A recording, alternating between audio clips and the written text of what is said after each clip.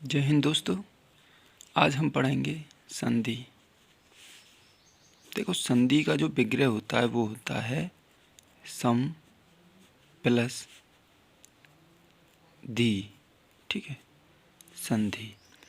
और संधि का जो विग्रह होता है, संधि का विग्रह होता है उसे हम कहते हैं विग्रह। ठीक है, विग्रह। संधि का जो क्या विलोम होता है।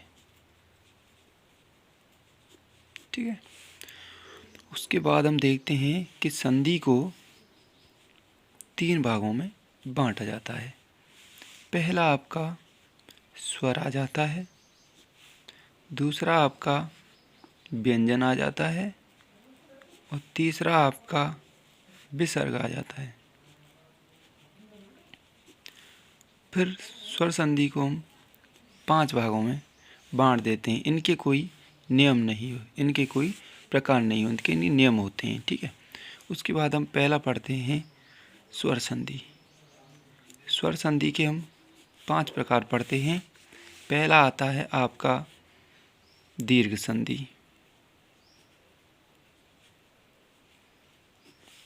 दूसरा आता है आपका यण संधि, तीसरा आता है आपका अयादि संधि,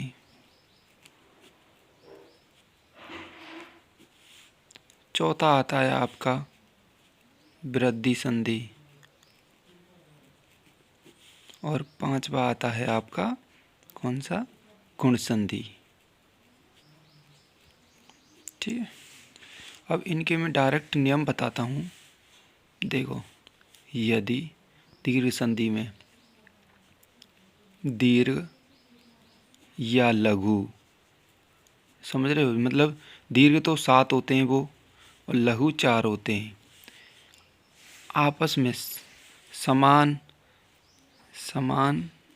स्वर आए तो वे क्या हो जाते हैं, वह दीर्घ हो जाते हैं। ठीक है, ये चीज़ आपको ध्यान रखनी है। उसके बाद यण संधि, इस या से पता चल रहा है। यण संधि में क्या होता है कि ई, उ और ऋषि के उपरांत कोई असमान स्वर आए तो ई, उ, ऋषि के स्थान पर या, व और र हो जाता है। ई के स्थान पर तो या हो जाएगा, उ के स्थान पर व हो जाएगा और ऋषि के स्थान पर र हो जाएगा। ठीक है, ये चीज़ आपको ध्यान रखनी है। उसके बाद अयादि, मतलब ये आगे के वर्ण है ना, इनसे पता चल जाता है कि इसका रूप कैसा होगा। ये या आ गया, इसके आप इस आधार पर देख सकते हो। दीर्घ, देखो दीर्घ में दीर्घ हो जाएगा। ठीक है, ऐसे ही वृद्धि होती है, वृद्धि हो जाएगी। और चलो अयादि में देखते हैं। अयादि क्या कहती है कि ए,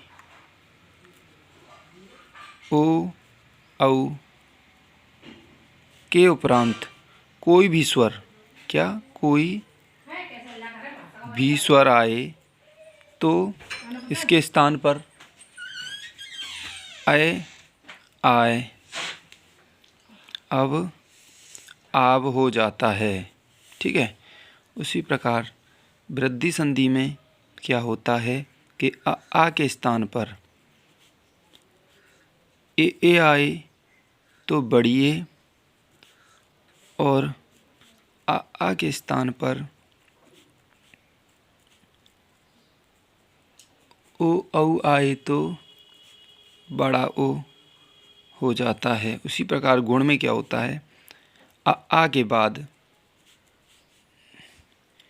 ई, उ, ऋषि आए तो इसके स्थान पर ए, ओ और अर हो जाता है। ये चीज़ें आपको ध्यान रखनी।